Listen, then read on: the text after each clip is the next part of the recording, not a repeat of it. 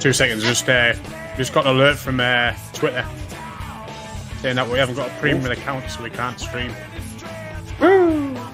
Have we streamed before, or on Twitter, or was it our first run for it? I believe we did before. I think we got 2 viewers. Oh, back of the net. It's worth the premium subscription, isn't it? Do we have premium or not? No, we do not. How much does it cost for premium? Like a tenner or something like that. Tenner a month or something, isn't it? Yeah. Oh, a month. Oh, well. A month. Yeah. We haven't quite hit them heights yet to make it worthwhile. The downside to that, well, I suppose not the downside. The upside of not having premium, Barry, is that my length of my tweets are still restricted. Oh, if you have premium, then there's no restrictions. So like, I could go on forever. 10,000 words. Write a book. So it's episode 2. Funnily enough, I've got my new Buffalo Bills. Who's 40? My 40. Who's 40? Oh, dear me. Is he a rookie? I think it might be a nonce. I don't know about rookie. Offensive lineman, I think. Yeah, definitely offensive. No, I like it, mate. I like it. Yeah, AJ got it from a 40th. So very nice. He won't watch this, but thanks AJ for the top.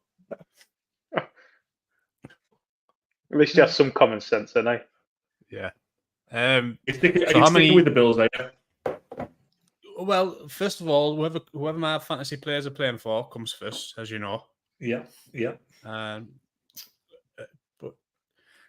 it's not looking good this year, is it? So I'll stick with them. But I'm obviously not optimistic. I don't know. It could be all right. You've still got Josh Allen. You've always got a chance, haven't you?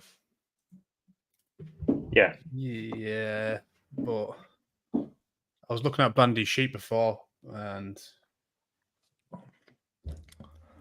it's not exciting, is it, Anth? No, Keon Coleman. Red flags in prospect profile, but draft capital guarantees opportunity. Does. And then Curtis Samuel. And that's about it. We'll start with a little chat on the Bills today, because I mean, you're not infused by those skill players, but they could just sort of turn into a bit of a Chiefs type team where you just rely heavily on the quarterback play, pretty strong defense, and just find a way to win games. That'll take you so far, won't it, Landy? Yeah, it'll take you so far. I'm not sure we have a particularly strong defense, though, do they? Rebuilding on that side of the ball as well. It's a bit lot of injuries last year, didn't they? Must be getting Milano back and a few others. Yeah, Milano's back this year, but obviously Tre'Davious White, he never recovered. He's not even on the team anymore. Elam, the corner that they took in the first round the other year, he hasn't really panned out, but he's a starting corner, so they need him to take a step up, which he can still do. Obviously, he's young in his career, but they're just, as much as they're patching things together on the offensive side of the ball, they're doing the same on the defensive side of the ball as well. Yeah, they had a strong finish the year, didn't they? Yeah. So Keon Coleman's ADP 66. So is that just based on because they've got no one else? Yeah, that's best ball ADP, and it's probably dropped about half a round since I originally did that sheet. I didn't update any of the ADPs that are on there. Shocking. He's still whether he'll finish as the number one pass catcher on the team, or number one wide receiver on the team, shall I say. He's still the one with the most highest ceiling, which is obviously why he goes in front of Curtis Samuel. We kind of know what Curtis Samuel is at this point of his career. Samuel has a better floor than Coleman, but Coleman obviously has the higher ceiling, so that's why he goes early, because it's the don't know factor. As much as he had a lot of red flags in his profile, he has been exclusively running with the first team in training camp. He's been getting a lot of reps with Josh Allen, and has been doing well. He's had his ups and downs, what all rookies do in training camp, but he seems to be doing well. Is it someone you're interested in? I mean, I'm interested in everybody at the right price. In best ball, I've taken plenty of him. Probably about even with a field, to be honest. But when I do take Josh Allen early, he is someone that I'm eyeing up around his ADP. Yeah, to stack him up with Josh Allen. What about you, Anthony? Go on. I was just going to say, Anthony, you're going to stick with your man from last year, Khalil Shakir? Are you going to keep a little eye out for him and try and pick up in some drafts? Yeah, I'm not sure.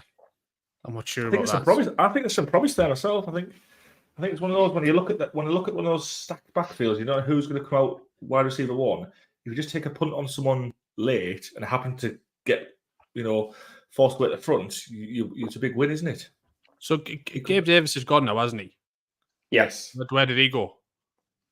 Jaguars. And correct me if I'm wrong.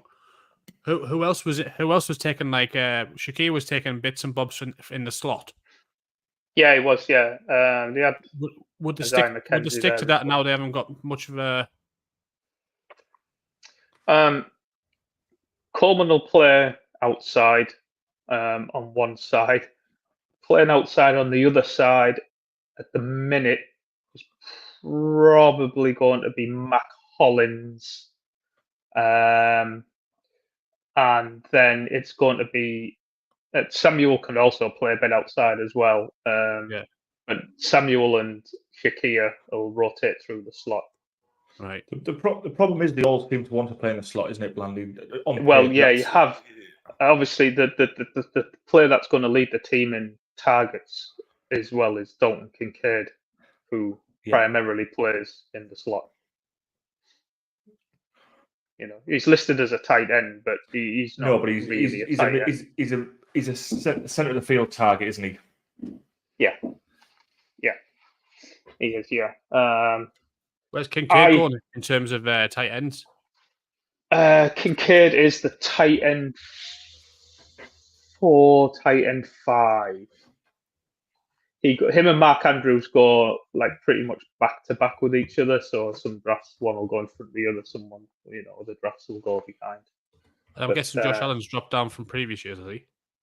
All the quarterbacks have, obviously, because they didn't pay off last year when they were going in the second round. Who'd have thought it? Okay.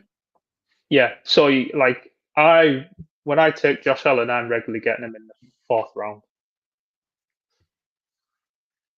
In redraft, it'll probably be a 3rd round pick in redraft, I think. Interesting. I'm just thinking of our own league with the lads in. A lot of them will just might just sack the Bills off, mightn't they? So you might get them. I don't know if they'll have thought as much in depth of it. They won't. But once they do, they'll realise that there's they'll see like Curtis Samuel and them being fuck that. Yeah. Going back to Shakir, he was going around about pick 105, 110 earlier in the year, and I thought he was quite possibly the worst priced player in the whole of fantasy. I thought it was just as a standalone value. I thought it was. He's done absolutely nothing. He's done up. You can get him in about the mid 120s now, which is it's all right in Allen stacks.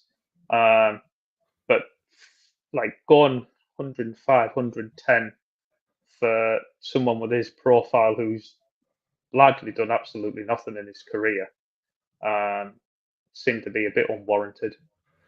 Yeah, a lot of question marks there, isn't it? There's nothing guaranteed with him at all, is there? No. And last year he led the league. He led wide receivers in yards per reception. Like massively led them, and it was massively like a career outlier. So that number's going to come down. So what he did last year on a per catch basis, he kind of exceeded expectations. So he's not a special talent, so that's just going to automatically just regress to the mean, isn't it? Out of interest, Blandy, how many drafts have you done so far this off season? Completed 2 seconds. I have completed 274 so far. I've got. I have another 62 ongoing at the moment. Just 62. What you need, Anthony? We need a little video of a little clip of like Blandy with his like paws on a keyboard and he's drafting with every limb he's got. Yeah, they're all slow drafts. So yeah. So at one point I had about 160 on the go at the same time. So you wake up in the morning and you look on the app on the clock, like 40 drafts or something. That's the first hour and a half. First hour and a half of the morning started. I don't know how you do it, mate. I do not know how you do it. How many do you think you'll end up with, like before the season starts? Well, I get home a week before. So when I'm away in Brazil, I can't enter any more DK drafts. So I've just got DK slow ones going on at the moment that I entered when I was at home before I left.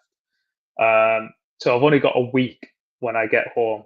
So it'll just be a case of doing as many as I can for what tournaments are still available at that time.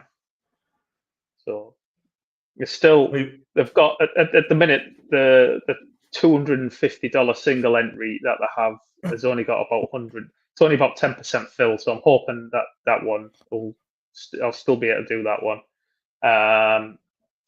And the $100 3 max, I've only put one team in that. So hopefully I can do the other two teams in that, and then just whatever other tournaments there is, I'll just if there's still some 20 max, like $3 and $5 that they've got available at the moment, if they're still there, then I'll just max all them and just do them as quick as I can. How many have you done, Baz? None. Yourself? 0. Yeah, none. This is the Have you?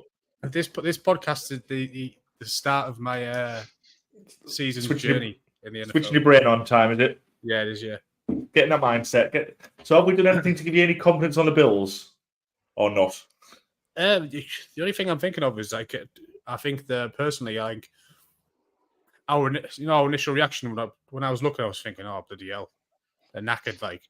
But then if you look at it a bit closer, obviously you see you've got Josh Allen. You take a gamble on this new lad.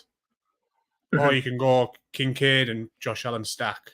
And I think you might, in certain leagues, you might get them cheap for like if there's casual players in the league like our league.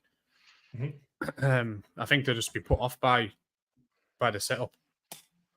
I think in regular home leagues, people like yourselves haven't paid any attention whatsoever, and they're just rolling up to the home leagues in August, September time. I think you'd probably get Kincaid cheaper there than what he has been going in like best ball drafts, for example, because it's very much projection on Kincaid. He was fine last year when Dawson Knox was out, but then when Dawson Knox came back, he went back to not being a full-time player again. His route rate was down, etc., and he didn't really have a great end to the season as well. So I find especially in our league that we play, in our home league, people want to see it before they'll buy into it. And with Kincaid, haven't really seen it, certainly on a consistent basis. So I think they'll still treat him as more of a mid-round tight end, as opposed to where he's been going in best ball, where he's been treated as an elite tight end. I think what's happening? That stack looks nice. That's Yeah, Alan- what's the happening Alan to Kincaid Dawson Knox then? Is he just going to get reduced? No, like Dawson Knox is one of these players where he's a really good actual NFL player, but doesn't really matter for fantasy. He's Like blocking us. he's obviously he's a hindrance to he's a hindrance to Kincaid, or he was last year when it came to route rate and stuff. But he'll be in there doing the dirty work, the blocking stuff that you don't get any points for, etc. Okay. So our first topic of the night, we kind of got distracted there with the we Bills. just went out of a Bills floor, didn't we? So obviously we had the draft this year. Has much happened since then? And obviously, again, I haven't watched any training camps. Who's Hard Knocks this season? Bears. Bears. That'll be a good one. They did a Giants Hard Knocks for free agency and leading up to the draft, but I think that was only on in America. I was going to say I heard something about a Giants thing that. I think it was on HBO. I don't think it was on in the UK. You'll dig it out somewhere online if you want to get it, though, won't you? Probably dig it out somewhere. I've seen clips of it. I think the Hard Knock series, it just seems to have maybe reached its peak and be on the down a little bit. The element of surprise has gone. The Antonio Brown turning up in a hot air balloon, them sort of things. You just you don't see them anymore, do you? Yeah, I find him a tough watch, to be honest. It's not really my cup. Don't learn anything from it. I like the little bit of insight into what goes on in the facility and how people interact and how the NFL teams operate, because obviously it's different to the sports we're used to in the UK. So I find that interesting, but I think there's a lot of rinse and repeat. Most teams are doing the same, or they're a bit guarded now, aren't they? Because they've seen so many Hard Knocks, they don't want to be made to look fools. Yeah. And I think this one that they've done with the Giants as well. I think teams will be hesitant to put themselves forward to do that as well. The Giants were pretty open from the stuff that I've seen. Like there's one bit of it on the last episode there where they showed you the whole of the draft board that they had for draft night with players color coded, and then people on social media, beat writers and stuff were able to say, okay, well this is what this color means on this. The blue means that he's a good character person, he's a team leader, etc. Pink, this guy's an absolute this guy's a wrong one. Lunatic. People could see that on the show. Yeah, they actually showed that. Now. Yeah, like it wasn't blurred out or anything. It was there, full HD. So I think sometimes you've just got to be honest with these things, haven't you? People are a little bit too guarded, and also you've got to remember sometimes in the NFL game, people aren't in for the long haul either. Some of these coaches and people could be out the door. Yeah. So it's good to see your hand a little bit, isn't it? I much prefer. I watched quarterback, and I've watched most of receiver. I've got a couple of episodes left. I much prefer those kind of documentaries rather than Hard Knocks. I find Hard Knocks a bit boring. So we normally have a little bit of a sleep, like some people like me and Anth, between the draft and the sort of getting back into training camps, whereas you, Blandy, are very much that the NFL never sleeps and there's always something to be had and there's always ear to the ground, find out the latest whispers. We're now into training camps, so things should start picking up again for more regular or casual folk. Yeah. It certainly has. I mean, I've started on with my first actual redraft team. It's a bit difficult after doing 200 odd best ball drafts. They're very two different games, eh? Switching. Yes, you must have a mindset like one. Yeah, so when you're doing 100 drafts and you think that you've got your mindset of going like normally this, and this, then going to redraft and it's total different. Yeah.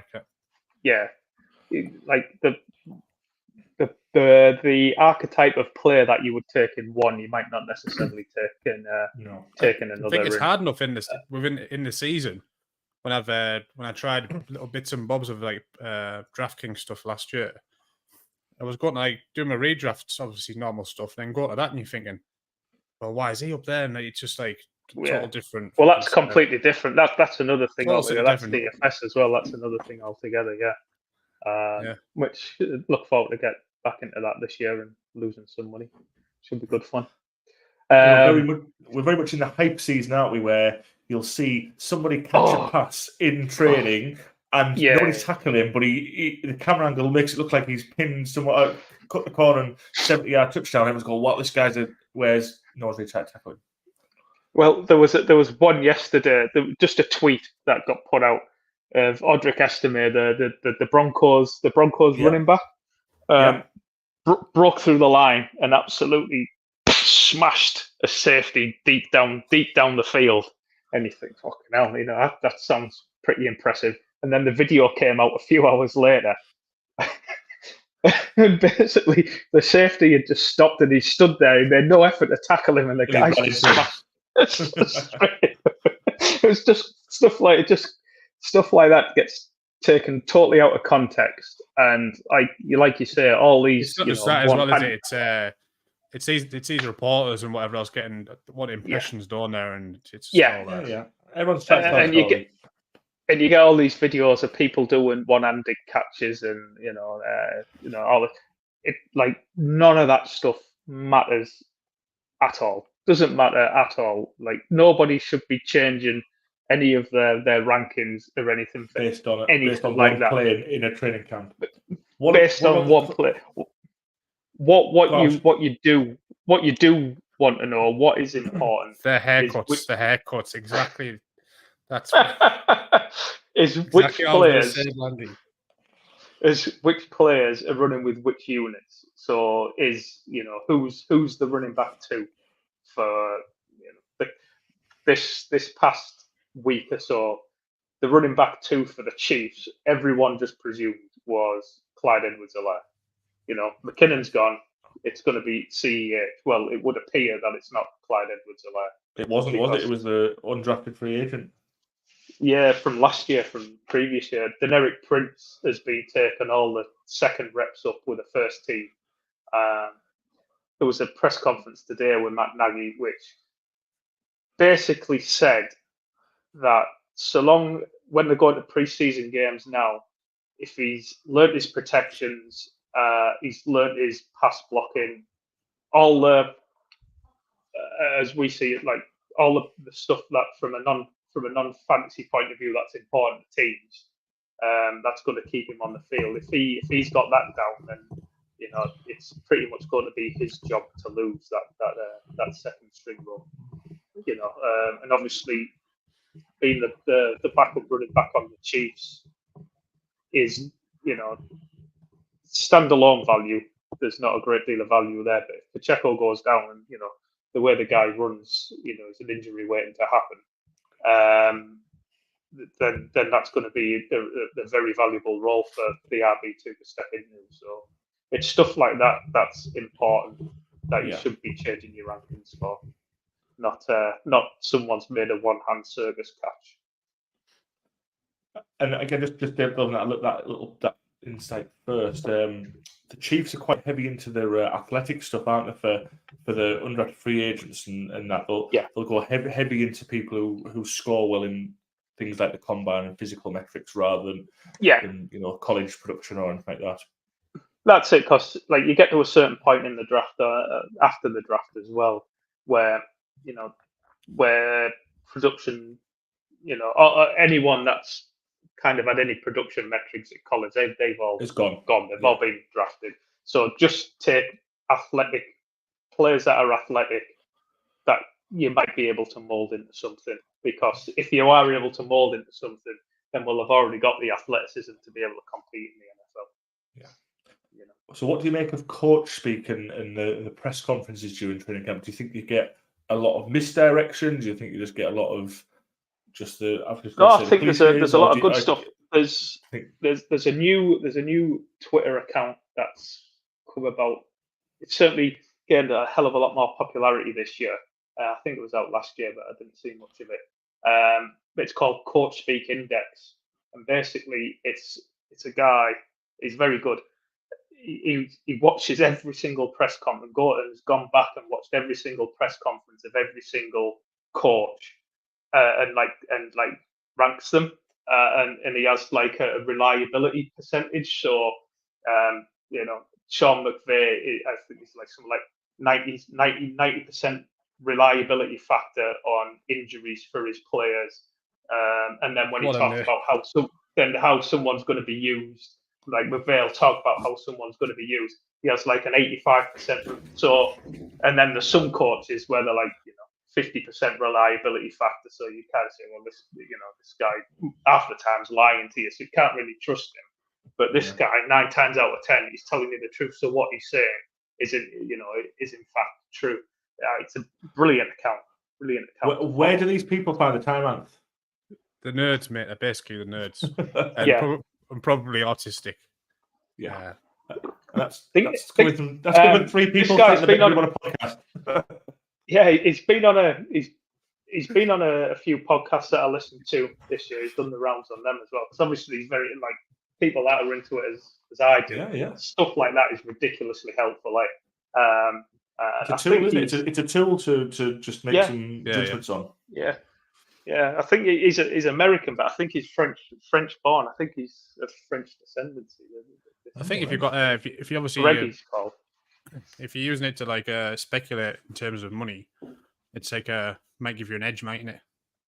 Yeah, and that's it. And like some people are plowing tens of thousands of pounds, dollars into this every single year, right? Yeah. It's a big industry, isn't it, fantasy football? Luckily, we're only playing for fun. We just come for the banter. Yeah. One of the big things I noticed since I don't know if it happened before the draft, actually, I was quite amazed when I seen it. There's Arthur Smith to the Steelers. Does someone in his family own the Steelers or something? Well, I mean, his father owns FedEx Express, doesn't he? FedEx. Yeah, so fucking. Yeah. But hang on, like Arthur Smith was an absolutely horrendous head coach. It was like I think we can all agree on that he was a horrendous head coach. But actually, give him his due, as a play caller, he was very, very good. Like he got career years out of Ryan Tannehill in the Titans. He kind of made Derrick Henry into what Derrick Henry became at the Titans. Like he's a really, really good play caller. He's just a horrendous head coach. Yeah, I think he's still got a lot of stock on his resume, isn't he? I know we don't particularly rate his tenure necessarily at the Falcons last year, but and what was the famous Arthur Smith doesn't care about your fantasy team T-shirts kicking about last year? He's not into that. No, that's that. He doesn't seem an analytics type person either, does he? But he's obviously he's got a very good NFL hit IQ. Yeah. So what does this mean for the Steelers running? Oh God, yeah. Like they took an offensive lineman in the first round this year. I believe they took one in the first round last year. Then they had a good running game last year. I expect that running game this year to step up a notch again. They're going to run the ball over 500 times. It's going to be interesting to see how the QB battle works out with Arthur Smith, doesn't it? Because it probably suits Justin Fields more than it suits Russell Wilson. I think the Steelers have had enough of Russell Wilson already. Really? Yeah. I mean, it's been Fields who's been taking all the reps.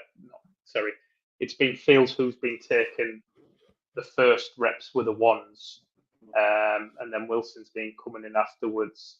Hasn't been doing 11 on 11, has only been doing 7 on 7s. But Fields has been getting the biggest run. Wow.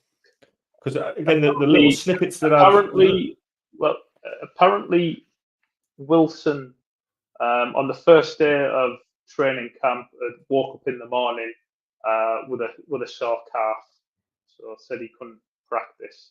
But I don't know whether that was sore pride when the Steelers told him how they were going to divvy up the QB touches. Might have been sore pride rather than a sore calf.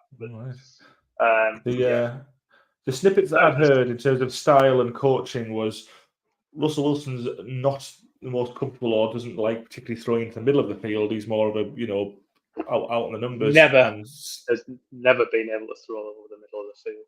And Smith's coaching style the opposite. He wants lots of throws down the middle, not too much on the outside. So I mean, Justin Fields like a natural fit.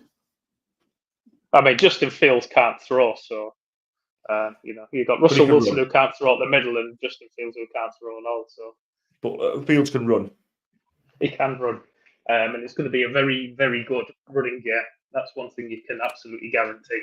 It'll be a very good running year. So I've got my casual player thing in my head again. So if they're going to run all the time, or it's going to be good for the run, would you be targeting? And again, you say all the players are at the right price and whatever else. So in terms of the Steelers running backs, and I'll bring them up here if you tell me the names. Jalen Warren. Oh yeah, we know him. Start with the RB2, are you, Blandy? I know him.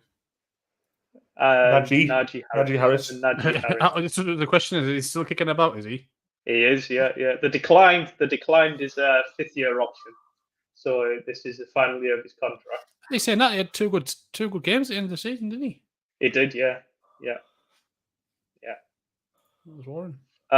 So you're asking if I'm interested in a man? Is there any? Was there any the third one or not? No. That's just them two again. Yeah. And Justin Fields obviously will run a bit, won't he? If he gets to start. If it is Fields, whoever. Well, if it is Fields, then yes, he'll run. But Jalen Warren is my highest drafted player in all my best ball drafts. You've liked Warren for. Well, yeah, he's very good. Yeah, I think we had plenty of chat about him last year, didn't we? That we just when he gets the ball, he does good things. His numbers are good. It's just he wasn't able, or they weren't giving him enough of the ball in terms of the share. Yeah, and I think they'll get more of the ball this year. The two of them combined. Arthur Smith wants to run the ball over 500 times. There's only the two of them, so a game. Ideally, yeah. So yeah, there's going to be plenty for the pair of them to eat. I mean, I've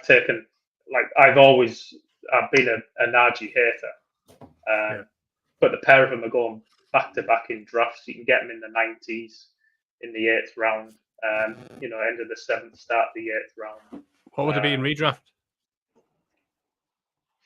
The league I'm in at the moment, that's ongoing, slow draft. Warren is still undrafted. We're in the 7th round. I think Najee went in the 5th or 6th. So I won't be interested at all in Najee in that price range. But if you can give me him in the 7th or 8th round, then yeah, that's absolutely no problem. I'll take him. I've got loads of Najee in best ball as well. I think it's 11%.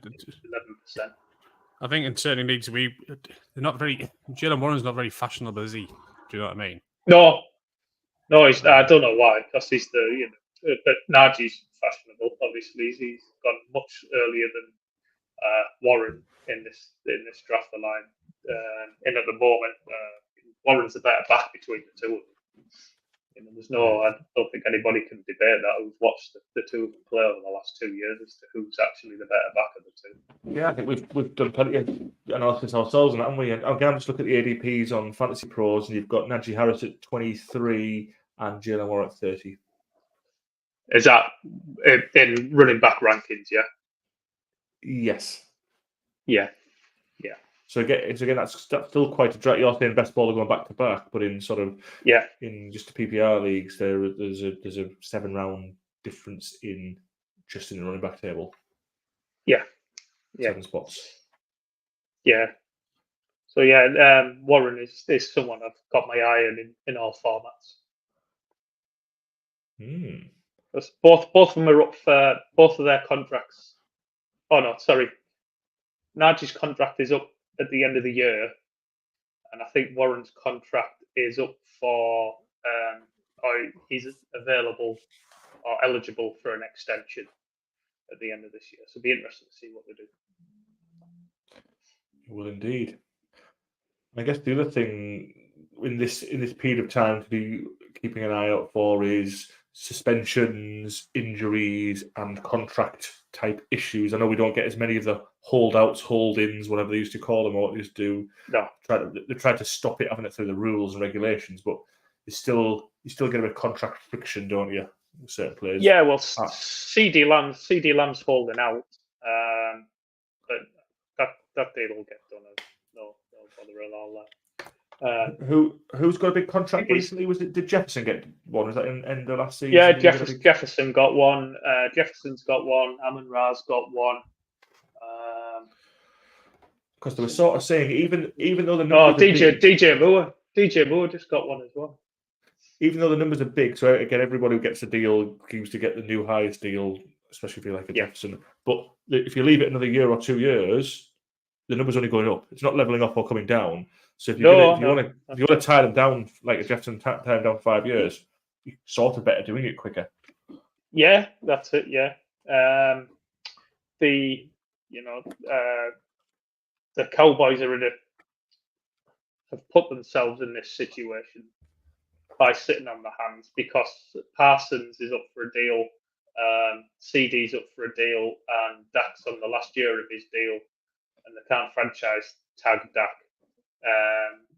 And they're pretty much the only decent players they've got. Yeah, basically, Dak has all the leverage. Really, he can play out his deal now, and at the end of the year, if he hits free agency, he's going to get $70 million a year off someone in free agency because a quarterback of the caliber of Dak Prescott is not usually available on the free agent market. So some team's going to come along and throw all the money in the world at him, and the Cowboys won't be able to compete with it. They've made an absolute fuck up of it. They don't seem to have stacked the roster very well in general to the Cowboys. Like, you think, who are they paying? Because they've got limited skill players, or they've got some high profile players, and then Zeke's back now, is he? Zeke's back. I don't know what he's getting paid. What's he getting paid? Is he getting paid in donuts? I imagine he's on the vet minimum. I can't think they pay much more than that. But yeah, they've got CD Lamb and Dak Prescott, and that's it. They've got Jake Ferguson's grand fantasy tight end, catch it, fall down. Brandon Cooks is washed. He got by last year because he scored touchdowns, but they're not sticky year over year. And they've got nobody else. They have Zeke and Rico Dowdle and Royce Freeman in the backfield. Fucking Rolls Royce isn't still playing. He is. I guarantee at some point there was a quote. You will pick up the Rolls Royce. There was a quote. It's worth it just like GIF, in the Rolls Royce GIF. There was a quote from Stephen Jones 2 days ago that said, "We couldn't believe a back like him was available on the free agent market this late into free agency." When the signed. When's that rank in the coach speak table? That's got to be 0% accuracy, isn't it? Oh my god! Like, he's been on 40. He's been on 4. He's been on 4 teams in 3 years. It means some teams cut him twice in a year. I'm gonna have to. Can you send me that account? Or does the coach speak rankings? Yeah. I'll send you the link over. It's very good. He's like a Rolls Royce without a gearbox, isn't he? Yeah, but yeah, they were like he spoke about him as if he was their RB2 as well. It's going to be Zeke, and then it's going to be Freeman, and then it's going to be Dowdle. Yeah, Yeah. Let's get off the Cowboys. Let's get. So What hang are on, the- hang what on. are I'm just writing this down. So I've got Jalen Warren here. Yeah. If no one's going to watch the show, at least I'll get some out of it. So Jalen Warren. Royce Freeman. So we're going to fade the Cowboys. Then we're fading Cowboys. What about Ayuk? He's been the biggest sort of talking point from the draft, post the draft, in a training camp. He wants a new deal. There's no reason for them to give him a new deal. He's just going to have to suck it up, isn't he? No, there's every reason to give him a new deal. I think he'll get his new deal as well. Fantasy Pros want to give him a 2. Now, do they need a new deal now, though, Blandy, or is it something they can do later? Well, he's eligible. They can do it. They can do it later, but usually with the 49ers, they always do it when they're eligible, like Ayuk is, and it usually happens a couple of weeks before the season starts. So I think they're still working it out. They don't. He's requested to be traded. They won't trade it. It's just a public negotiation. It's all negotiation, isn't it? Yeah. It's all part of that. Just trying to force the hand. At the draft and since the draft, they've been flooded with trade offers. From teams wanting to trade for Ayuk because they know he's an absolute stud. Yeah. Well, you'd be definitely not offering for him, wouldn't you? Yeah. But the 49ers have no interest in trading him, especially when they look forward after this year. Debo is most likely going to be gone, along with some other guys as well potentially. So it's in their interest to get him tied down for the long term, for the sake of the long term of the team. Slots Machine, thank you. It's our first comment of the year. I wonder it's who good it to be. Be back. It's good. Hello. It's good to be back. Isn't it just? Hope you all had a great summer. Nearly the fall in NFL time. Well, Blandy's on his 200 and... Hang on, I wrote it down. 274th draft already in the off-season, so it hasn't stopped for Mr. Bland. Never stops, never sleeps. Anthony never sleeps. Never sleeps. That's right.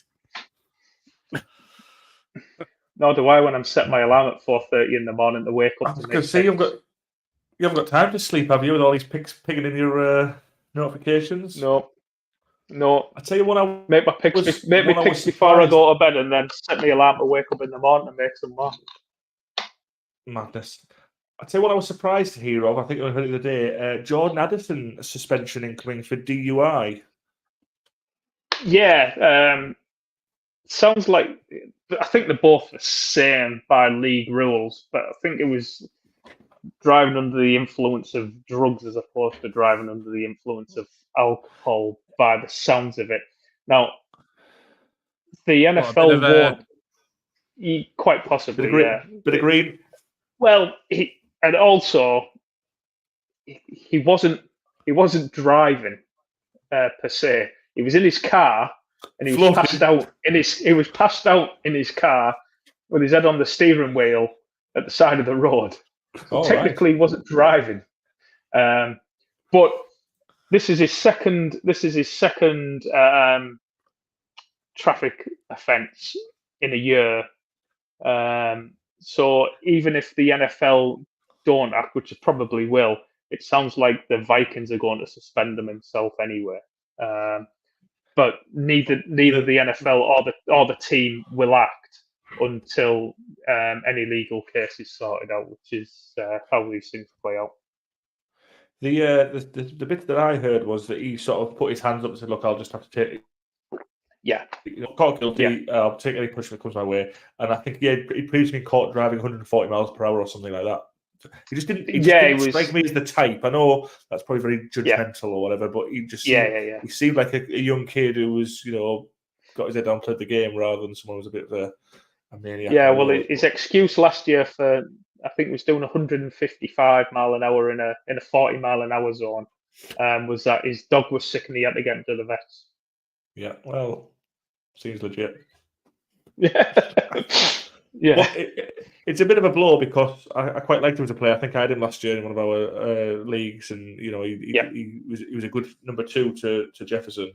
Obviously gets lots of attention, but he gets himself open, and that's just a worry now with suspension. Perfect for them. Yeah. So yeah. how many games do they think he's going to be out for then? We could look at 4 games or something, would you? Yeah, I think that 3 is the minimum. I think is like the threat, the starting point. I think it's 3 games. Because we might as well go on to TJ's injury at the same time whilst we're talking. Yeah, let's do it. Yeah, that would be a plus for Addison, I guess. Yeah, it would have been. Yeah, if he was playing. If he was able to be on the field to start the season. Yeah. So obviously you've got J-Jet. So if Addison's going to be out, who else is going to be able to stand in? Do you know? Because like on the first, do you know what always happens on the first game of the season? Like someone random pops up that you've never heard of. Yeah, and then everyone's like on the waiver wire from picking them up. Yeah. So I think the Vikings would like it to be Jalen Naylor. You won't find him on there, Ant. You go the wrong way. Yeah. I was looking for a search bar. All right. Okay. There might be one. Yeah, you'll find him. Is he a rookie or is he a? No. I think he's been in the league. This will be his 3rd year now. I think. What's he called? Jalen Naylor. Nailor. I think they would like, because even without Addison, they don't really have a wide receiver 3. Yeah. On the team.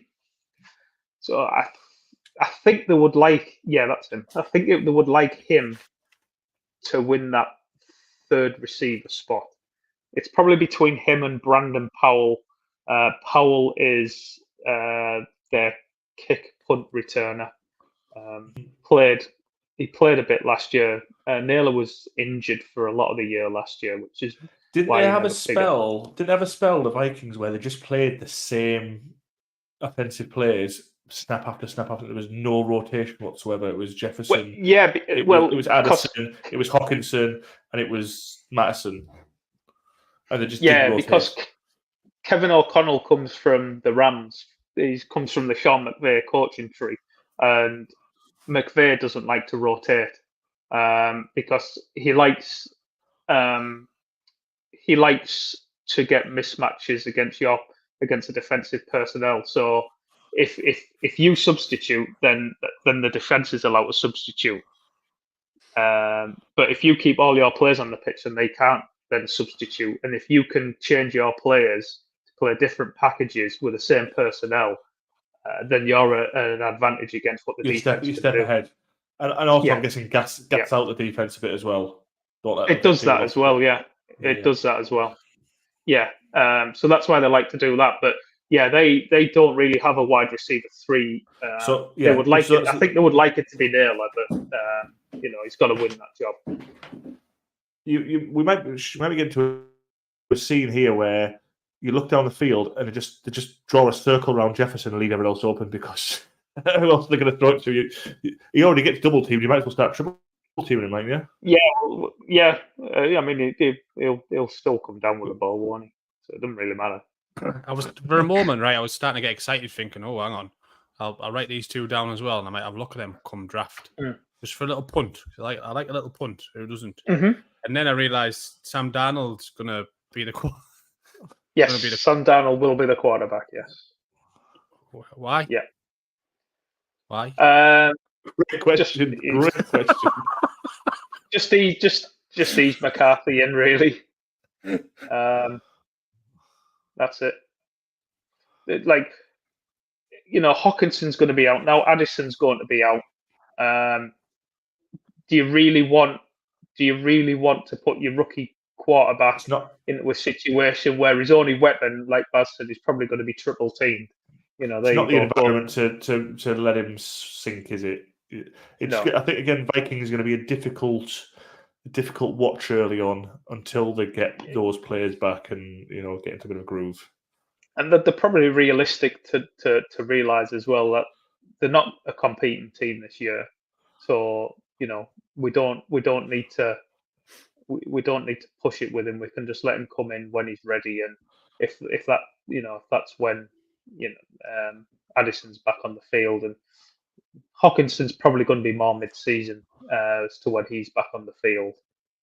But you certainly want your two best wide receivers on the field to give your rookie quarterback a chance. Of being able to are you still drafting? So back to your original point of everybody's got a price.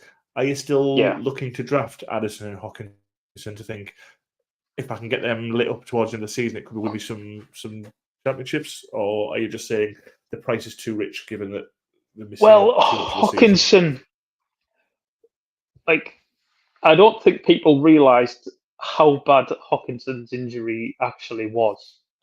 He was playing absolutely on one leg. Yeah, and how he tore his ACL and his MCL, so it wasn't just a clean ACL. So that the two ligament injuries sets you back already. It came late in the year. If I remember right, I don't think he had his surgery until December time. So you're looking at 9 months, maybe 10 months to return to action. So you're probably not going to be back on the field until maybe October, November time. And then obviously you've got to have a ramp-up period. Well, then you're looking into December. So, what are you actually going to get out of him?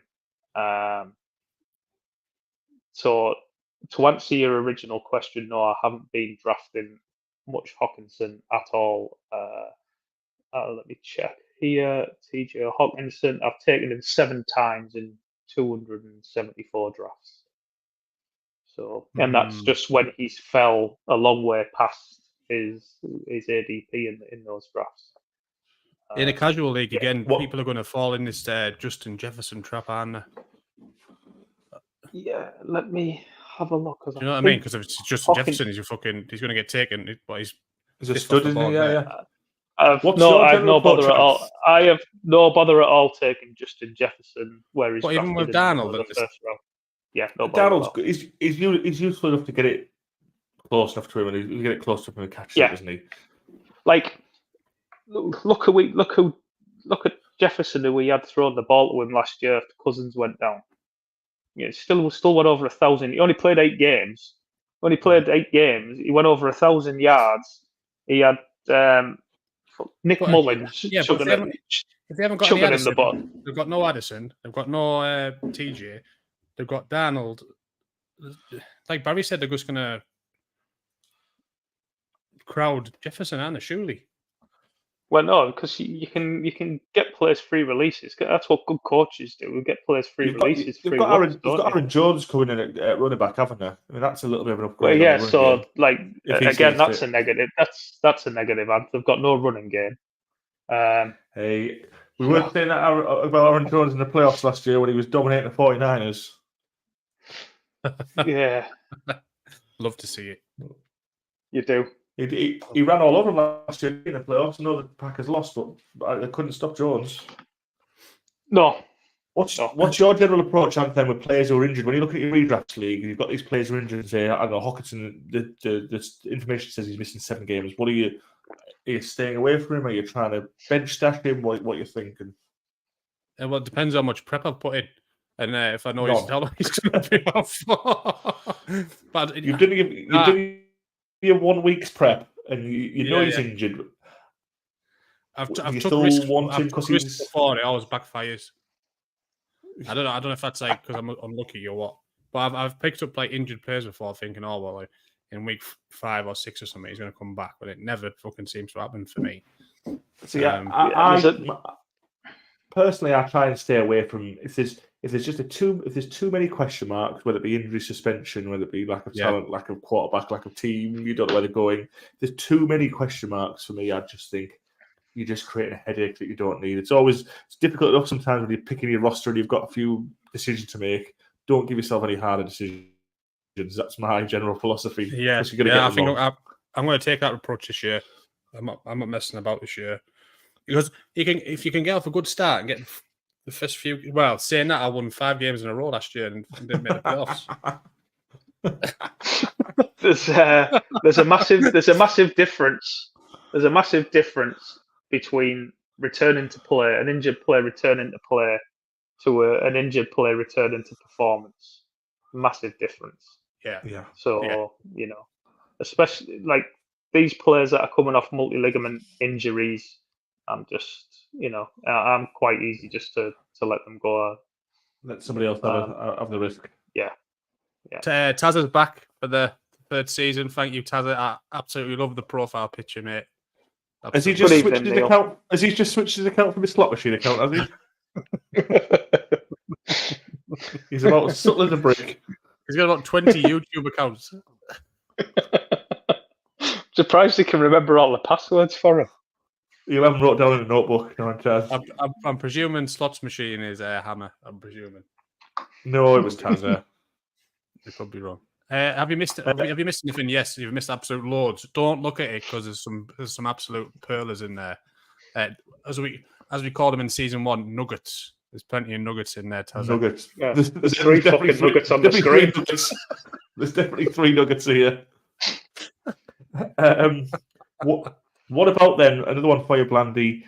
Mike Williams. Where you standing on him and his injury, and what you think he could do with the Jets with Aaron Rodgers? Yeah, so his was a clean ACL, perfectly similar to what Breece Hall's was last year. So it's perfectly fine. And ironically, he's now on the Jets as well. So I imagine they would do the same with him, what they did with Breece Hall last year. Well, they'll slowly bring him along for the first month after he comes back. And then they'll start making him more of a full-time player, integrating him into the offense. But it's a Garrett Wilson team. We've seen it with Rodgers before, where if he's got an elite wide receiver, he's just going to absolutely pepper that wide receiver with as much targets as he can possibly handle, and the other guys are just supporting factors. So Big Mike, not too interested. No, because I think he's going to be more of kind of a touchdown or bust kind of wide receiver. Obviously, he's a big guy in the red zone, jump ball. Rodgers will take shots to him downfield, deep shots and stuff like that. But he's going to be very inconsistent, and the ceiling that he once had when he was younger, I don't think that ceiling exists anymore now. He's a bit long in the tooth, isn't he? Yeah, I would kind of look at him the same way as that you would look at Gabe Davis or someone like that. He's occasionally going to pop off for a 20, 25 point game. You're not going to have no idea when it's going to come. You'll stick him in your lineup the next week, think it's going to come again, and you'll get a duck egg. There you go, and that's your headache player that you always get the wrong decision. You'll pick him for the duck egg, or you'll get the 25 the week after when he's on your bench. Ideal for best ball because you don't have to. You don't have to think about when you have exactly.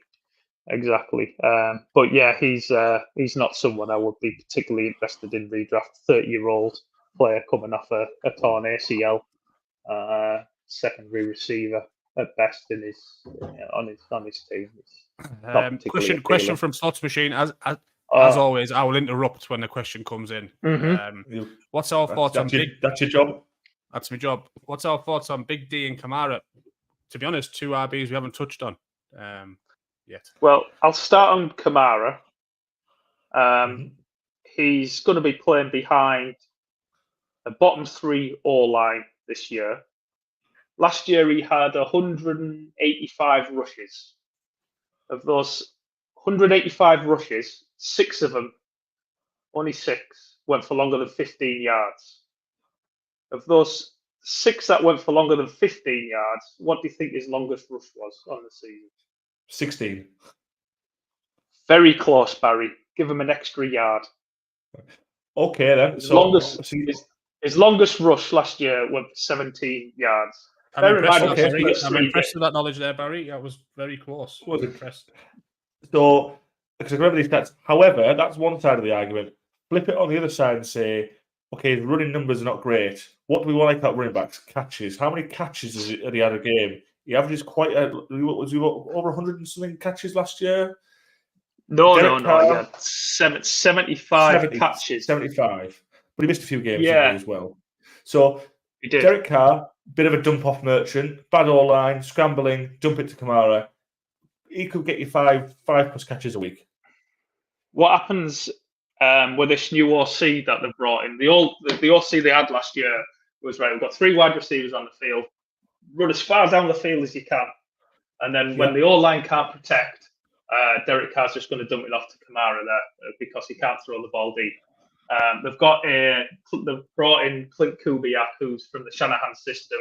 We've seen how Shanahan uses his players a lot less at the line of scrimmage, gets the ball in the hands of these wide receivers, and then off they go yards after the catch. What happens when that happens to Kamara? All those dump offs, where do they go? They go to these wide receivers that are more efficient with the ball in the hands. Scroll up, man. Right, stop. Whoa, scroll. Bit down, bit further down, bit further down, bit further down. There, stop there. Kamara, 4 targets, 3 catches for minus 11 yards. How's that for efficiency? Very inefficient. How do you have 3 catches for minus 11 yards?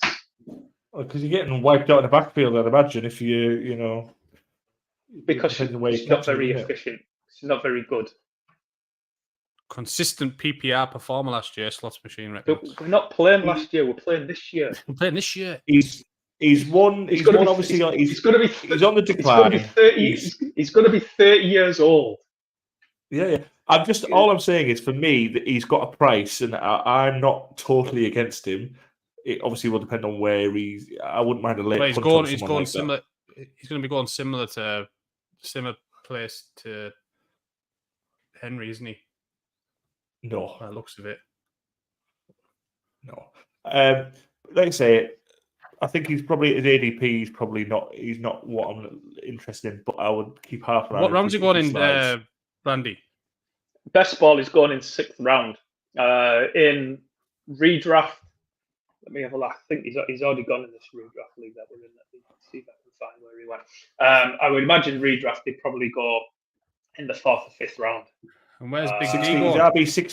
RB 16 or 17. I'm looking at some of the other RBs around him. I think the other people I probably would take, but yeah, I'm not totally against him. I know you're totally against him, Blandon. You have been for a while. I'm not as against him as you are. Well, it's only like. Get him in the 7th or 8th round, then yeah, no problem. That's perfectly fine. But yeah, he went in the 5th round in this. So I was on the clock at the 5'8". He went 5'9". There was a chance. Lamar Jackson at 5'8" or Kamara at 5'9". I mean that's a bit of a no-brainer, isn't it? Yeah. However, moving on to the second subject, my man, Big D. Yep. I'm liking him at the Ravens. I think that's a nice little home for him, isn't it? The criticism was often you'll point to the numbers, Blandy, at the Titans and say inefficient or not. Before he took a step forward, he had someone on his ankle. He was never getting ahead of speed, never getting any open ground. He'll get a lot more open ground at the Ravens. He will compared to the Titans last year, but the Ravens O-line has definitely declined. They've lost a lot of pieces on their O-line. So they didn't replace them with anyone. They're just rolling back guys that were backups last year. These guys that were backups last year, they're going to now be stars. I thought they brought a few people in. I thought they had a little bit of rotating around. No, they lost some people. I thought they brought a few pieces in. No. So they. So yes, I agree. It'll still be fine.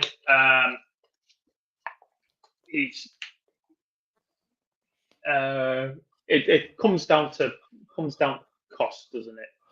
Yeah. What will be interesting is to see how explosive he still can be at 30. So when he does find that hole, will he power through like he used to and just keep going, or will he get caught after 5 yards, 10 yards, 20 yards? That'll be really interesting to see. Yeah. This league, the redraft league that I'm in here, he went 310. That's definitely in the region where I would be interested in taking him. I certainly think that's a fair price because I do think he's in a good environment.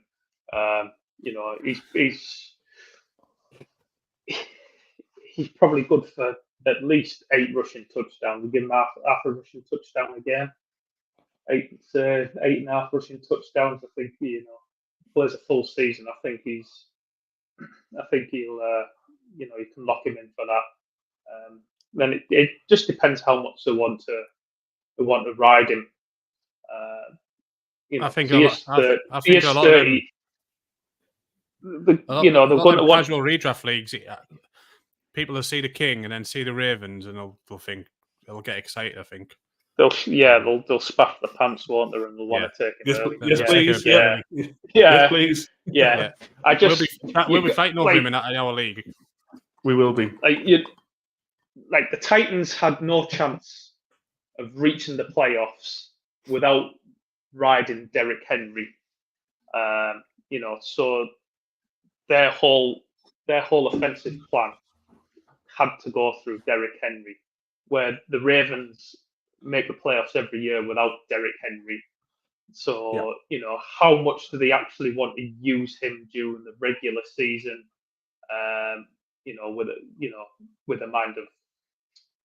With an eye to the future for looking into the actual NFL playoffs after the fantasy season's finished.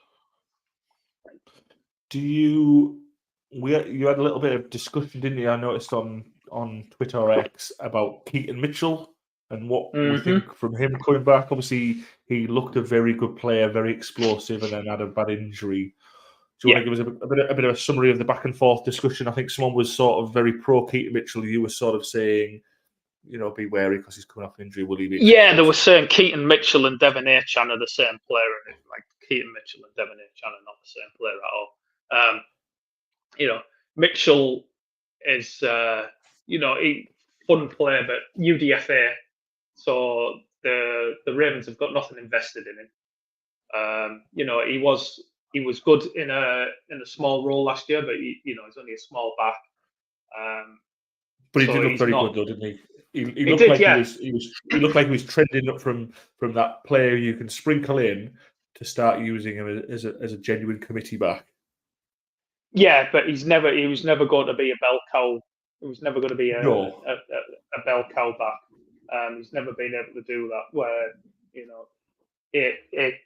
the argument was he's the same as Achan. Well, Achan was a bell cow back in the SEC. Keaton Mitchell wasn't a bell cow back at Eastern Carolina. There's a huge difference there. No. And also, they don't have anything invested in him. So depending on how bad this injury is, we might never hear from him again.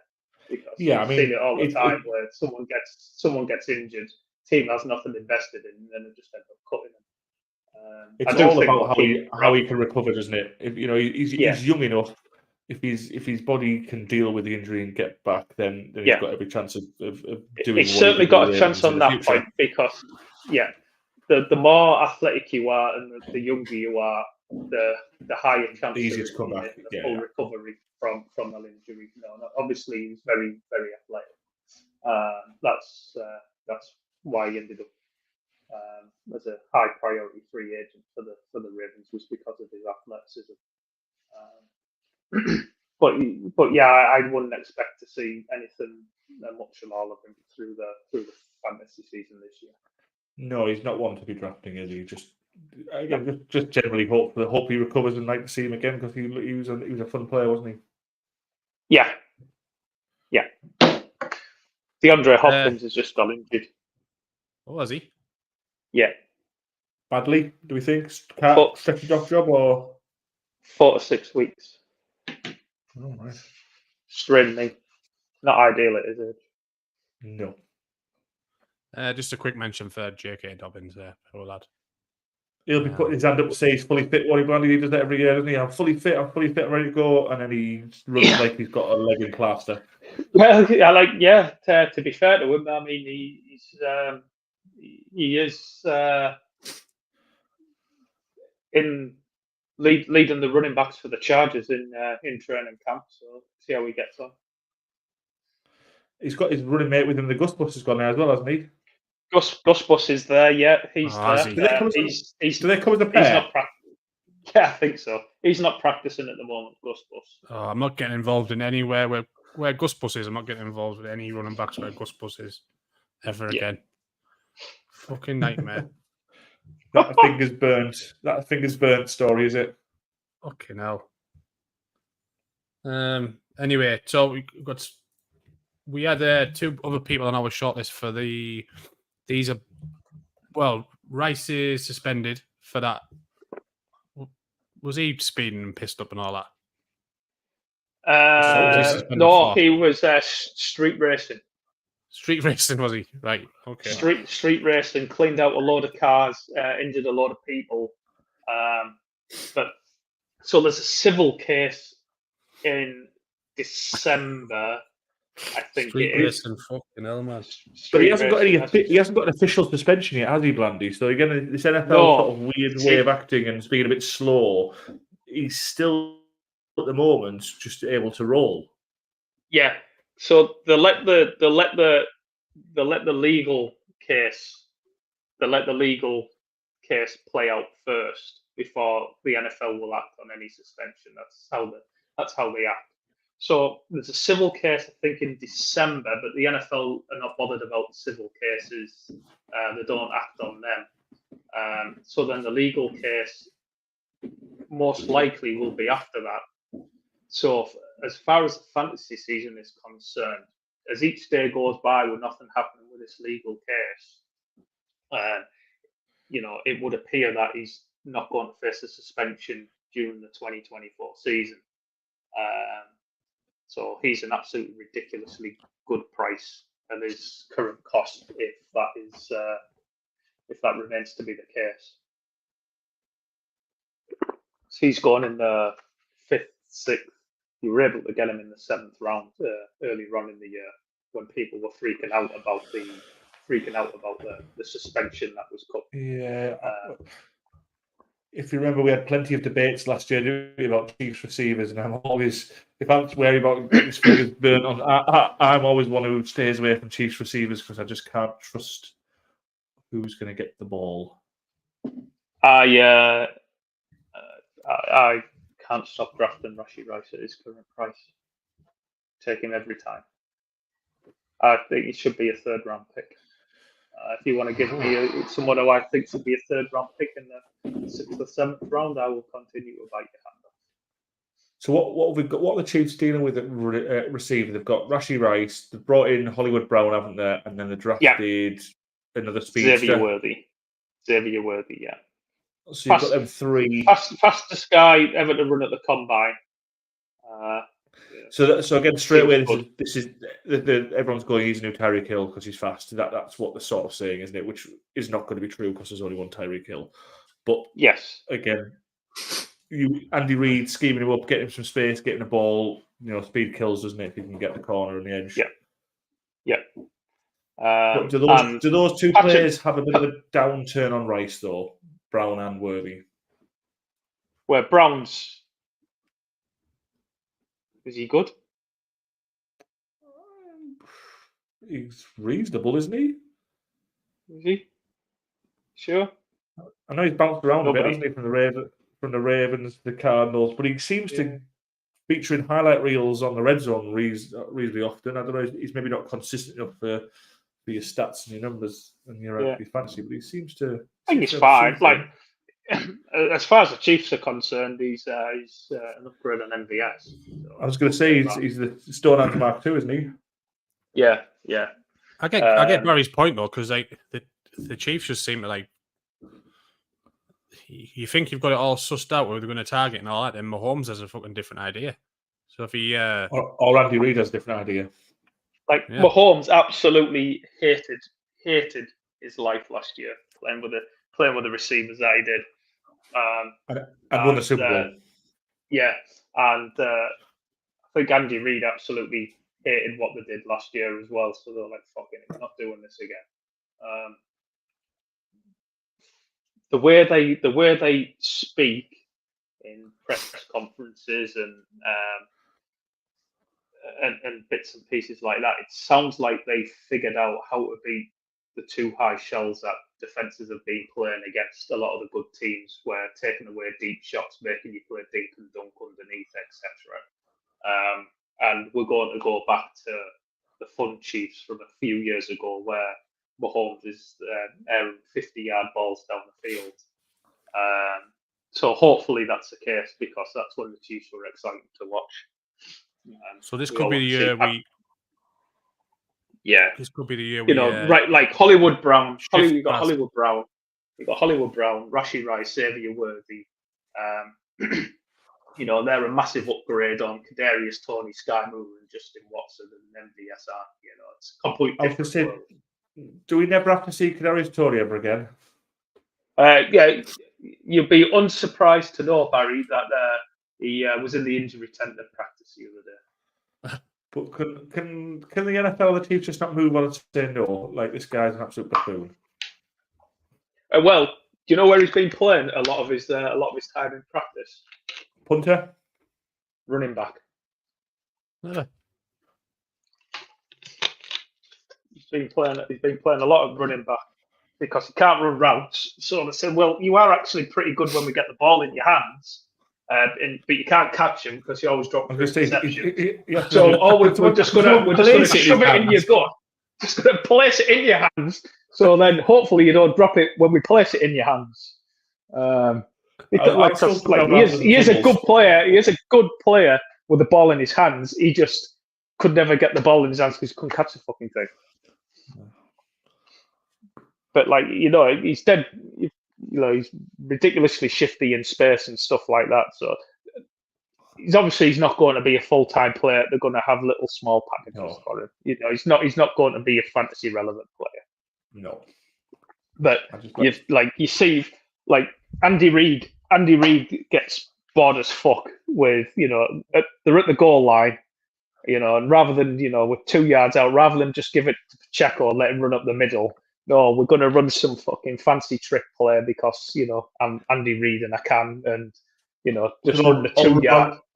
All around in a circle or something. Yeah. Because just running a 2 yard halfback dive up the gut is no fun at all. Let's get some trickery involved, and, we'll do a shovel pass to Kelsey or whatever, So, well, yeah, he'll have his. Worthy goes around about pick 70, 74, 75. So where you're looking at the end of the 6th round, start the 7th round. I've got a good feeling about him, Barry. But you'll get him later in redrafting home leagues. He'll go because he's a rookie, and it's the point that I said before. People want to see it first before they believe it. So. But then you've got he's a shiny new thing and he's fast, so I'll have a little bit of dabble on it. So that's catching on. He's not just looking there. He's 5'11", 165 pounds. He must be like a rake, is he? That's not a lot of weight for someone who's 5'11". Yeah. No, he's not like he's not like all these other fast, like Mecole Hardman and these other fast ones that they've had come out of college. Like he was ridiculously productive at college at a very early age. He's got the profile to back it up as well. So yeah, I'm very excited about him as well. I don't know if we'll get taken down for this, but fuck it. Do it. Let's break the rules. And there's nobody watching to take us down. What?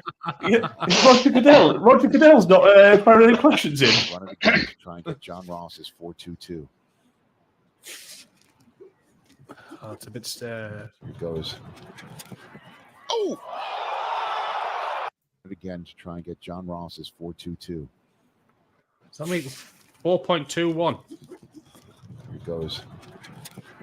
Oh! Look, he's still going. Look. Keep going. He might keep running right out of the stadium. The roar of the crowd. I'm guessing he's an Olympic sprinter speed. Then is he? Yeah, I think he's quick. I'm just use talk on. I'll be a second. Do you watch Corey speak tonight, Hans? Yeah. What do you have for your tea? So we've got Chubb to talk about, and then we've got the tonight's football to talk about. Is it tonight? Yeah, tonight. Yeah, apparently football's back. There is a football game tonight. Yes, do they call it the Hall of Fame? Hall of Fame game or something? Yeah. Texans yes, versus the Bears. Hall of Fame game. Now, So I'm Chubb, guessing there's no one playing. I don't know. Are they going to In terms of fantasy relevance? Will Williams get some reps, Blandy? What's that? Sorry. Will Caleb get some reps for the Bears? No. Tyson Bagent No. tonight, Barry. But Caleb will get some reps in pre-season, or won't he? He will, yes. Yeah. But Well, let's get Chubb ticked off first. What are you looking at, Blandy? Sorry, no, I was trying to find a clip of Xavier Worthy, but I can't find it. I'll share it in the group later on. Okay. Stick it on Twitter. That's what I was looking on there. I could have swore I posted it, but I did not. Yeah, so Chubb turned back up at training, hasn't he? They've showed him. There was again back to training camp videos. Showed him bench pressing, I think, didn't they? To say, he's back. No, he was lifting weights. He was lifting the equivalent of about 3 baby elephants, which in and of itself is very, very impressive. However, you've got to be some run down NFL field, haven't you? Yeah, that doesn't mean you can make cuts, run through tackles, take hits, and because the last time we saw him, his leg was going in that direction, but then it changed and was going in that direction, and yeah, it was a really bad one. But at least he's he's on a recovery path, which is good for him. I say I'm not holding up loads of hope. However, whether it's a result of Chubb's injury or just the Browns change in coach staff, they're moving to a more throw-based attack, aren't they? Spread the field, get plenty of receivers on, and see what Deshaun Watson's got left in the shoulder. That's the plan, isn't it? Pretty much, yeah. Because ultimately, that's what Stefanski is as well. He's not a run first coach. He wants to pass the ball. He wants to spread it out. They ran the most players per game last year in the whole league, and Stefanski wants to run more this year. He didn't run enough plays. That is not runs. Not runs. So he really wants to play. Really wants to play fast, play with tempo, and play through the passing game and not the running game. And they've given Jerry Jeudy a bit of cash, haven't they? Yeah, so they traded for him. Gave your Broncos a bag of peanuts, I think, and then gave Jerry Jeudy a bag load of money. Yeah, 50 odd million, wasn't it? It seemed quite a lot for someone who was obviously didn't really cut it at the Broncos. Not because I don't think he wasn't a good player, just it was a bad environment, etc., etc. But he hasn't put too much head turning stuff up at the Broncos.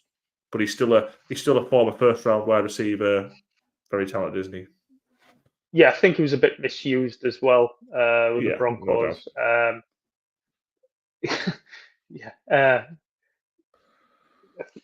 like now you're going to have Amari Cooper who's going to play. He's going to play the Z.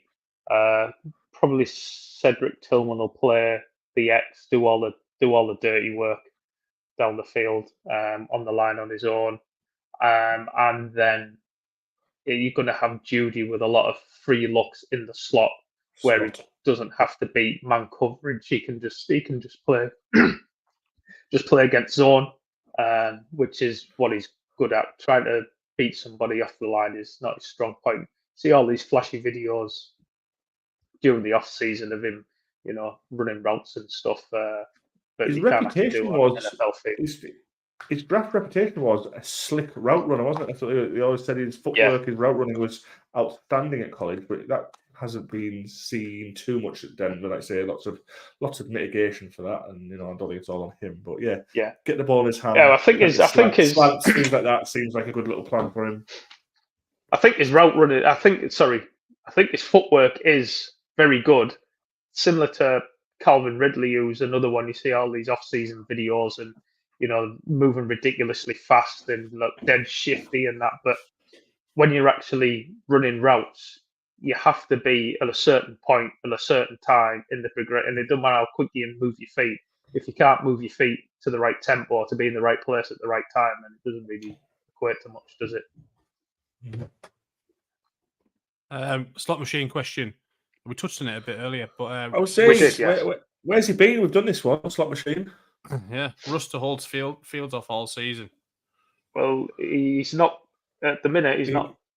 It doesn't appear that he's been able to hold him off in about 2 training camp sessions. So, it's not going great for Russ. Saw a video of him the other day doing warm-ups, doing high kicks. He's got a set of tits on him that some women would be very proud of. Like mine. Like. Is he still shouting? Is he still shouting? Let's ride all the time. Let's ride. Let's ride. Seriously. How much is he getting paid? Well, that's the thing. The Broncos, Barry's Broncos are paying him about 37 million. The Steelers are paying him about 1.1 million, I think. 1.1 million. It's a veteran minimum he's on that the Steelers are paying him. So the Steelers really are not incentivized to play him, to play him. If he's not the best quarterback for their team, they're not incentivized to play him. Not asked. It's like fucking peanuts, isn't it? They have no monetary investment in him. I think he's always looked a bit top heavy, and I will stick up for him because I think he did all right last season at the Broncos. I think he's been made a bit of a scapegoat that it was all the quarterback's fault, where they were in the hunt for the playoffs with 4 or 5 games to go. The Broncos with a pretty poor roster, and I think he played reasonably well. I don't think he's gone from former MVP, Super Bowl champion to absolute dross. Obviously, he's on the decline. I still think there's a quarterback. Never ever been an MVP, Barry. Let's get that on Has he not? board. No, never been MVP. He's never had a single MVP vote. Sorry, yes, but he's won. He's been in the conversation. He's been in Super Bowl. Yeah. Yes. I think the problem with Russ, and then you go back and you see all these ex-Seahawks players that played with him after that trade, and they were basically they were saying he's an absolute cunt of a person, like a horrible, selfish, bad teammate, etc., etc. And then when you at your peak, like he was, you can get away with it. You can get away with it because your standard of play is so good. When you have completely declined to the level that he has now, and you're a cunt of a person, things that just fuck off, will you? Yeah. It's very easy to move on for someone then, isn't it? And like Sean Payton hated him from the minute that he took that job. Like absolutely despised him. Like, because I can't imagine Russell Wilson with Hackett. Russell Wilson had an office next to the head coach with all the coaching staff and the administration staff. Russell Wilson had an office in there with them. That's Russell Wilson's office. He's quite like that's his office. And they said to Sean Payton, and he what an office with us? No, he won't have that. No. You can't imagine he'll get away with too much at the Steelers either, can you? I can't imagine Tomlin letting him get away with too much. It's a pretty much all-in environment there, isn't it? Yes. Yeah, very, very old school, isn't it, with Tomlin? to very much to a fault, I think, as well with the Steelers. So again, it'll be interesting to see, because again, it's all right saying you like Fields, whatever, but Fields isn't exactly pulling up trees from a pass the ball down the field perspective. So if he continues to stand still and get sacked all the time, there'll be. Well, that's it. I mean, like Russ was always the king of taking sacks in the NFL. His pressure to sack rate was ridiculous. He was a drive killer. Even in his peak, he would always take sacks that he shouldn't take. And then Justin Fields came along and was like, "Hold my beer." I've seen what you can do. I can be twice as worse at doing that. So, again, that'll be another reason why the Steelers will just run the fuck out of the ball, because you can't take sacks if you run the ball. No. So you're going to be watching the game tonight, Blandy? Yeah, probably. Yeah. I'll go and get some food after this, and then it's on 9 o'clock over here, so I'll be able to watch it then. And any fantasy players going to play? No, you're not going to wait up, Baz. You're going to stay up all night to watch some. I wouldn't have thought so. When I looked into it, there was just something about 2 cornerbacks and then. It'd be interesting to see what running backs play for the Bears.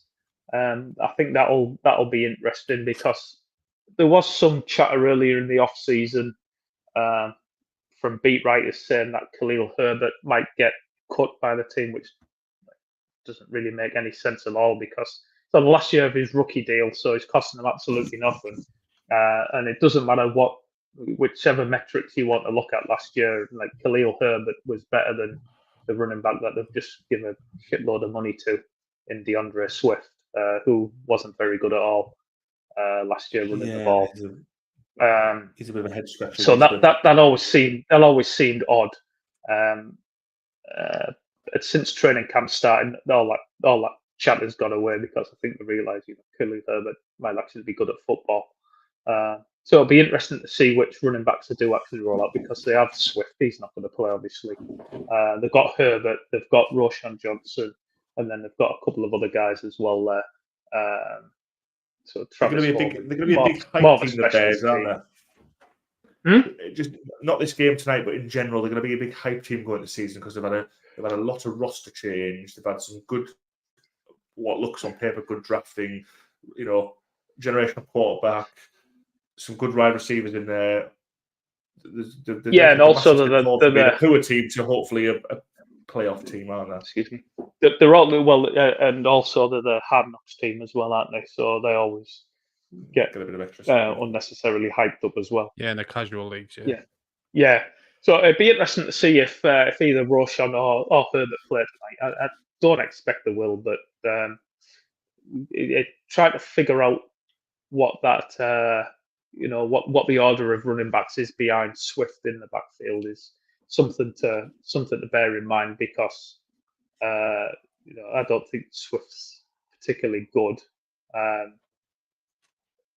He could get Miles Sanders. What happened to Miles Sanders last year, where he goes, signs a big deal with a new team. They quickly realised we've made a huge fucking mistake. We're best give this guy that we already had on. Yeah. It was the first signing of free agency out of everyone in free agency, all positions.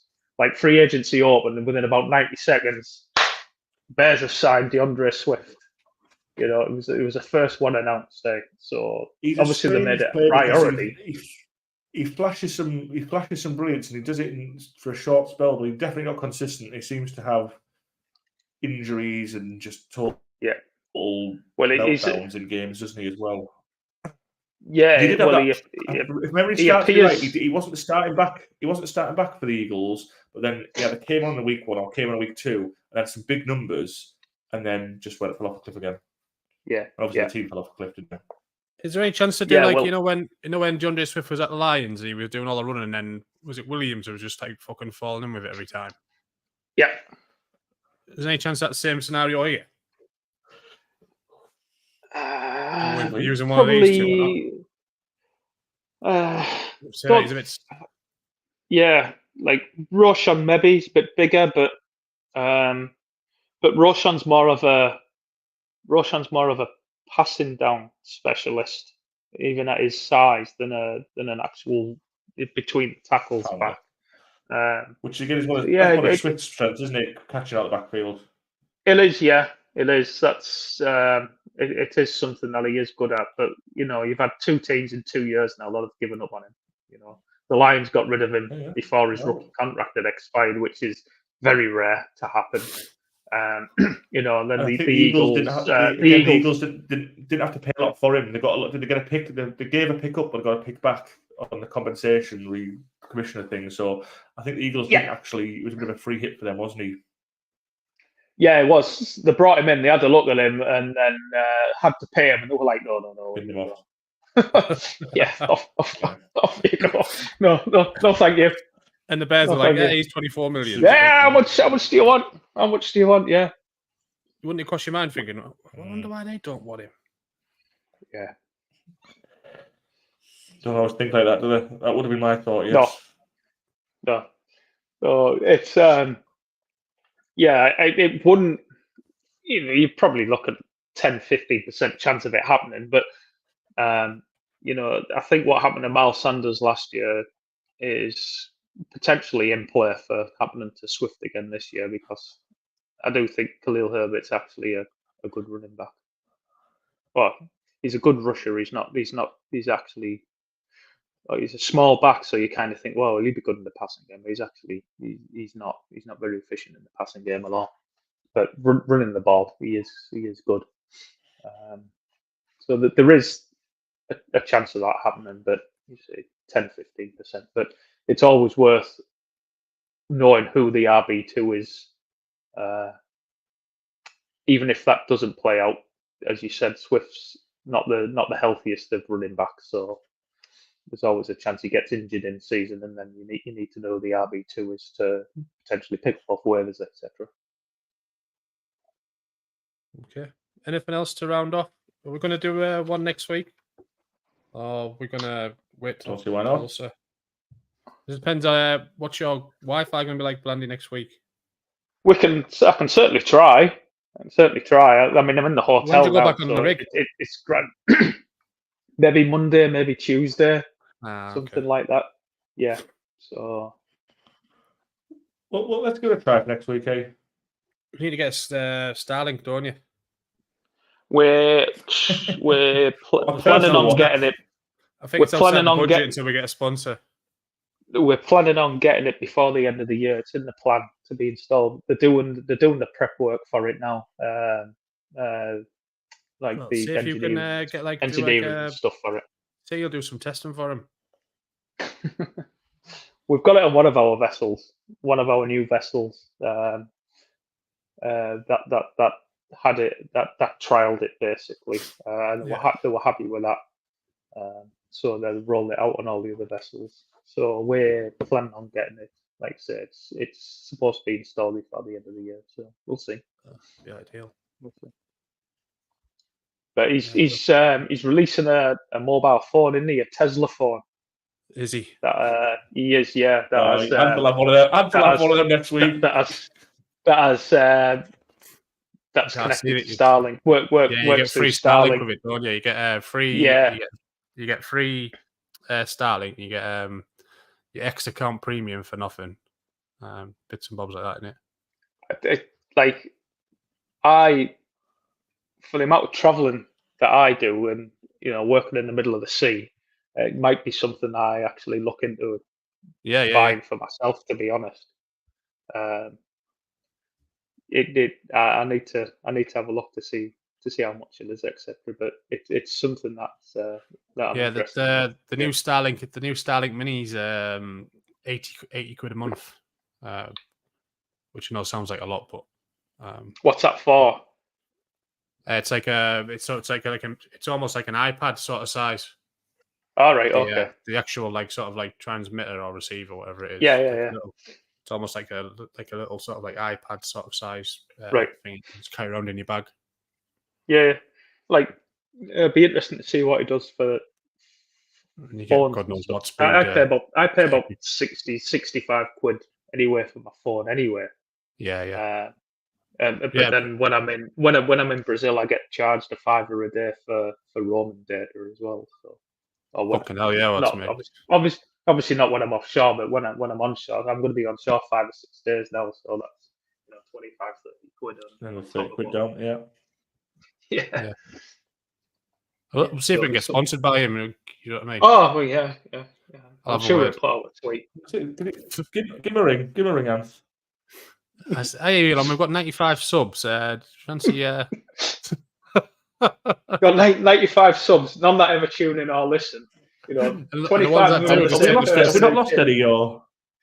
I think we did, yeah. 25's the same. Nobody- 25's the same person who just changes his account all the time. Yeah, we were nearly up to 100, and then we started slagging off the 49ers and lost 5. Oh well, see if we can get that. See if we can get rid of another 5 this year. I don't think our The Super plan is Bowl to get night another- tweets didn't go down under well. 50. Don't think. The Super Bowl tweets, the Super Bowl night tweets, and the account didn't go down well, and we lost a few. I'm looking forward to next year. I'm very much looking forward to next year when the 49ers have to give Brock Purdy $250 million. Look forward to that. What? There's no They chance, will. is there? They're fucking. Will You see what Tua just got? No, I didn't actually. What's he got? I seen something, wasn't he? Isn't he like the 212? He's got up there, hasn't he, to the higher... Yeah, 212. So Brock Purdy's deal is eligible at the end of this season. So that's they all go up, don't they? So yeah, he's gonna get about 250 million. Is Brock? Fucking hell. What's Mahomes on then? Mahomes is weird deal because he signed a 10-year half a bill, didn't he? $500 million deal. But as part of that deal, the Chiefs can adjust it every year, and Mahomes has taken the same stance that Brady did when he was with the Patriots, where he would always take a team-friendly deal so they could put talent around him. And Right, Mahomes said the other day, like Mahomes was asked, you're the best quarterback in the league, but you're getting nowhere near the best money. And he was like, "That I get more than enough." Yeah, because I could survive. Yeah, Yeah. if you've got a good team around you and you're winning Super Bowls and all that, the money you're going to make outside of football is going to be fucking insane as well, isn't it?